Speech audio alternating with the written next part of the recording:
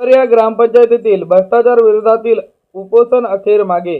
नमस्कार, सत्यको जाणून न्यूजमध्ये आपले स्वागत आहे। सालेकसा तालुक्यातील पिपरिया ग्रामपंचायतीतील 28 लाख रुपयाच्या कथित भ्रष्टाचाराच्या विरोधात मागील 10 जुलैपासून आमरण उपोषणाला बसलेले ग्रामपंचायत सदस्य राजाराम धामडे आणि अशोक उईके यांनी अखेर 19 जुलै रोजी आपले उपोषण मागे घेतले।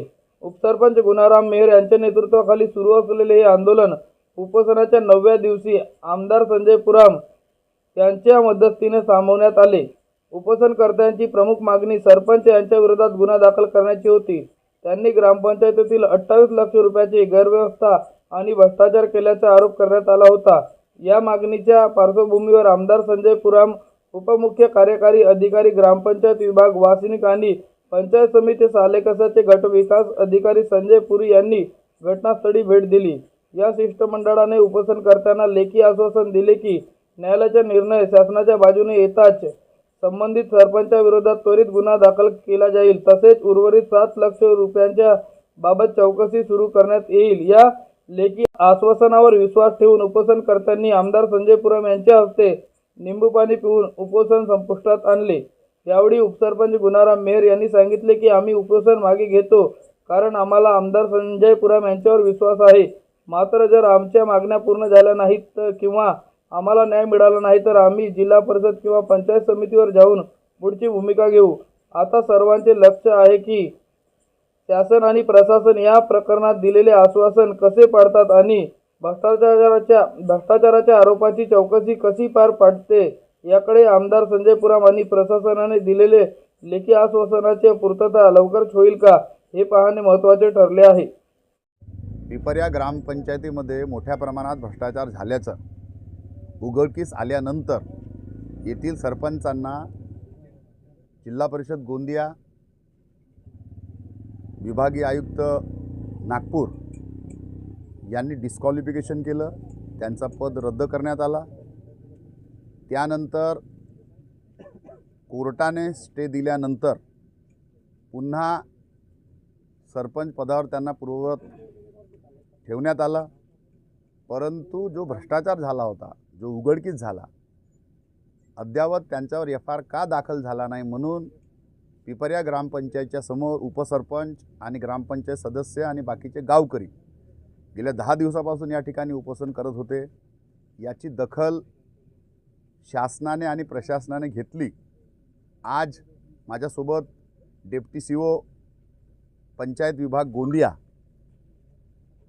यांनी उपोषण मंडपाला भेट दिली आणि त्यांनी रायटिंगमध्ये लिहून दिलेलं आहे की प्रकरण न्याय प्रविष्ट असल्यामुळे आपण FIR दाखल करू शकत नाही, परंतु शासनाच्या बाजूने निकाल लागल्यानंतर लगेच आपण झालेल्या भ्रष्टाचाराच्या संदर्भात FIR दाखल करू असं आश्वासन दिलं। मी सुद्धा उपोषणकर्त्यांना आश्वासन दिलं की आपण कारवाई करू आणि म्हणून आमच्या विनंतीला मान देऊन आज गुणारामजी मेहर यांच्या नेतृत्वामध्ये जो उपोषण सुरू होता पिपरियाला, तो आज 19 तारखेला 10 दिवसानंतर आज मागे घेतलेला आहे। मी त्यांचं मनापासून या ठिकाणी आभार मानतो। त्यांनी आम्हाला सहकार्य केलं, त्याबद्दल मी समस्त गावकऱ्यांचे सुद्धा आभार व्यक्त करतो। सदर प्रकरणाच्या अनुषंगाने अगदी स्पष्टपणे सांगतो की 39(1) या प्रकरणामध्ये माननीय मुख्य कार्यकारी अधिकारी यांनी त्यांचा चौकशी अहवाल विभागीय आयुक्त कार्यालयाला पाठवला आणि विभागीय आयुक्त कार्यालयाने माननीय अपर आयुक्त यांच्या आदेशानुसार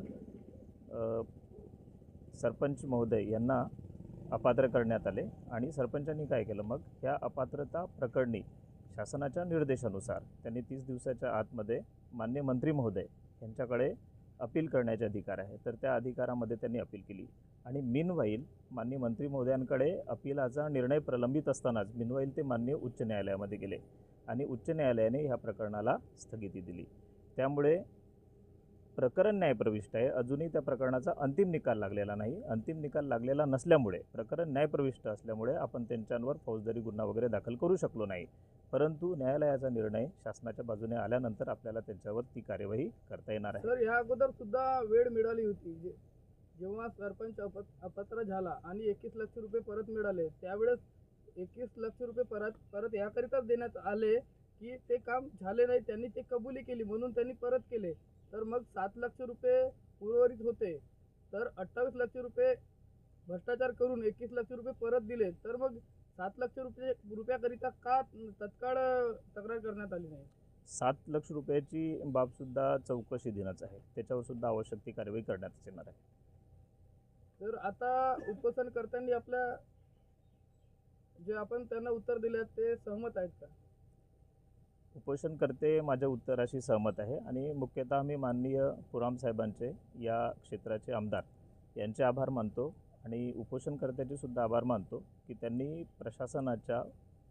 प्रशासनाने त्यांना जे लेखी उत्तर दिलेलं आहे ते स्वीकारलं आहे आणि ते स्वीकारून त्यांचं उपोषण मागे घेतलेलं आहे. प्रशासनाला केलेल्या सहकार्याबद्दल मी संपूर्ण ग्रामस्थांचे सुद्धा या ठिकाणी आभार मानतो.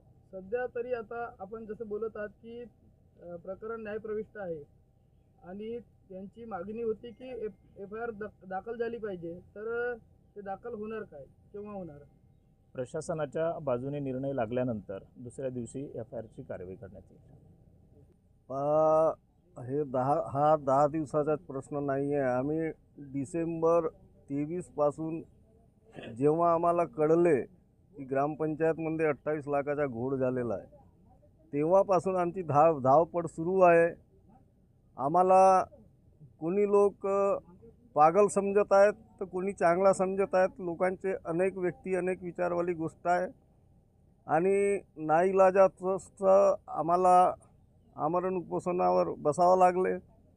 आज माझा आत्मदाह करण्याचा इशारा होता, परंतु ही बातमी ऐकताच अनेक मेसेज आले. बाहेर असलेल्या आमच्या मित्राकडून मेसेज आले की हा जीवन अनमोल आहे आणि तुम्हाला तुमची गरज पिपरियाला आहे, कुटुंबाला आहे. म्हणून मी विचार केला, नाही तर आज माझा आत्मदाह करण्याचा पूर्ण संकल्प होता. आज जे सन्माननीय आमचे आमदार साहेब आले, आता आमचे आमदार साहेबावरच सर्व काही निर्भर आहे आणि वासनिक साहेब जे बोलले त्यांच्यावर बराच काही निर्भर आहे. आम्ही त्यांच्या शब्दाला मान देऊन आज उपोषण मागे घेतला आहे, पण आम्ही पिछा सोडणार नाही हे पण आम्ही सांगितलेलं आहे. धन्यवाद. काय बोलणे होते अधिकारी यांचे उपोषण सोडतेवेळी? अधिकाऱ्यांनी सांगितले की प्रकरण न्यायप्रविष्ट असल्यामुळे तर आपण गुन्हा दाखल करत नाहीत. मागील दिवसापासून आपण हे बोलत आहात की प्रकरण हा सरपंच अपात्रतेच्या न्यायप्रविष्ट आहे आणि भ्रष्टाचार हा वेगळी गोष्ट आहे. तर त्याचं काय झालं? आता त्याच्या कानात ऐकूच नाही आहे तर आम्ही का करू? प्रकरण वेगळा आहे सांगू मरून जायला तर कोणी समजावले खाली नाही तर मी का करू शकतात? प्रकरण तर वेगळं आहे, भ्रष्टाचारचा प्रकरण वेगळा आहे आणि त्याच्या पदाचा प्रश्न वेगळा आहे. त्याला पदावरून अपात्र करण्याचा जो निर्णय आहे माननीय विभागीय आयुक्ताचा, याच्यावर इष्टे मिळालेला आहे. काही त्यांना भ्रष्टाचार नाही केलेला आहे असा कोणतीही असा लिहिलेला नाही आहे, परंतु कोणी ऐकायलाच तयार नाही तर का करायचं? मग आपले समाधान कसे झाले? समाधान झाले नाही, पण आता का करता, मान ठेवावं लागते. मोठ्याचा मान ठेवणं आपलं परंपरा आहे, आपल्या देशाची परंपरा आहे. म्हणजे आपण आमदार संजय पुराम यांचे मान ठेवून हो. उपोषण मागे घेतलं. आम्ही आमदार संजय पुराम यांच्या नेतृत्वावर भरोसा करतो, विश्वास करतो आणि आम्ही त्यांच्या शब्दाला मान दिलेला आहे. आणि वासनिक साहेबसुद्धा आमच्यापेक्षा मोठे आहेत, अधिकारी आहेत. आम्ही त्याच्यावर एकदा पुन्हा विश्वास करून त्यांच्या शब्दाला मान दिला आहे. आता अधिकारी असे बोलत आहेत की जेव्हा शासनाच्या बाजूने निकाल येईल त्यानंतर त्वरित दुसऱ्या दिवशी FIR दाखल करण्यात येईल. जर असं झाले नाही तर पुन्हा उपोषणावर बसणार? नाही, उपोषणावर नाही बसणार. आता तर सीधा जिल्हा परिषदेवरच धाव घेणार आहोत, नाही तर पंचायत समिती पहिले, आता ग्रामपंचायत पंचायत समिती. त्या ठिकाणी काय करणार आहात? आता का करून तर आम्ही आपली भूमिका नंतर सांगू.